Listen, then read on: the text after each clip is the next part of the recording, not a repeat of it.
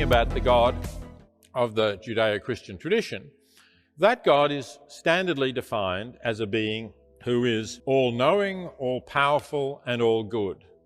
And yet there is suffering in the world. How could there be suffering in the world if there were a God who knew about this suffering, had the power to prevent it?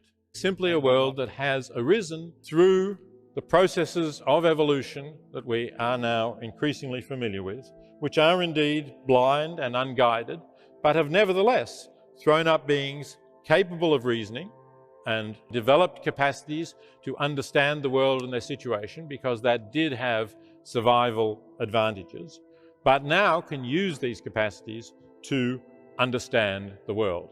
That seems to me by far the more plausible picture of the world we're in than the one that theists attempt to persuade us. Religion largely relies on authority.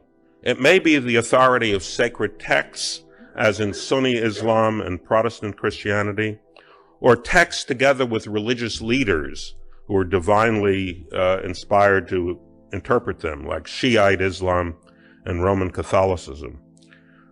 We don't have anything like that in the world of science. And I want to make a clear distinction. We do have heroes. As scientists, we have enormous respect for. But they're not authorities to whom we go for solution of scientific problems. For example, in my field, certainly Einstein is the greatest hero of the 20th century. But no one today arguing about the theory of gravitation would settle the issue by referring back to Einstein's papers of 1915, 1916. Today, it's understood that any reasonably good graduate student understands general relativity better than Einstein did.